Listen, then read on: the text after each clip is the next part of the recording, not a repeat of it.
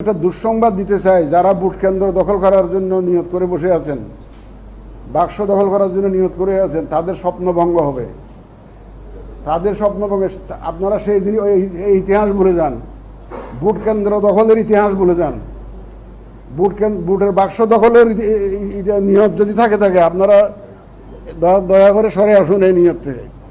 আমরা অত্যন্ত কঠোর অবস্থানে থাকবো এবার ইনশাল্লাহ। দাঁত ভাঙা জবাব দিতে হবে।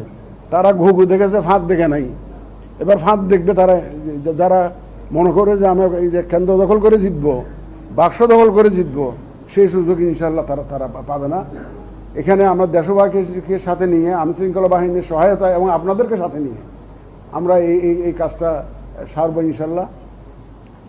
আপনারা তো জানেন যে পুরা ভোট, কনস্টিটিউয়েন্সির ভোট ক্যান্সেল করার জন্য বিধান আমরা করছি। ক্যান্সেল করে দেবো পুরা, যদি এরকম যে অনিয়ম দেখি যে একটা পুরা কেন্দ্রে, পুরা একটা কনস্টিটিউয়েন্সিতে গোলমাল হয়েছে, কেউ ভোট কেন্দ্র দখল করে এই ধরনের যে অবস্থা সৃষ্টি করেছে, পুরা কনস্টিটিউয়েন্সির আমরা ক্যান্সেল করে দেব ইনশাল্লাহ।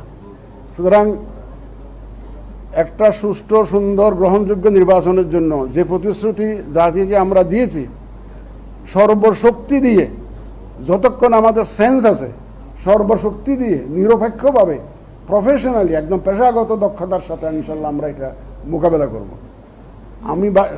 আপনারা জানেন যে আমি বহু জায়গায় এই কথাটা বলেছি, এই যে সামাজিক যোগাযোগ মাধ্যমে যে অপপ্রচার যেটা হয়, এআই এর অপব্যবহার যেটা হচ্ছে, এটাকে আপনাদের সহযোগিতা আমি চাই। আপনারা দয়া করে একটু অ্যাওয়ারনেস রেজিংয়ে আমাদের সাথে অংশ নেবেন।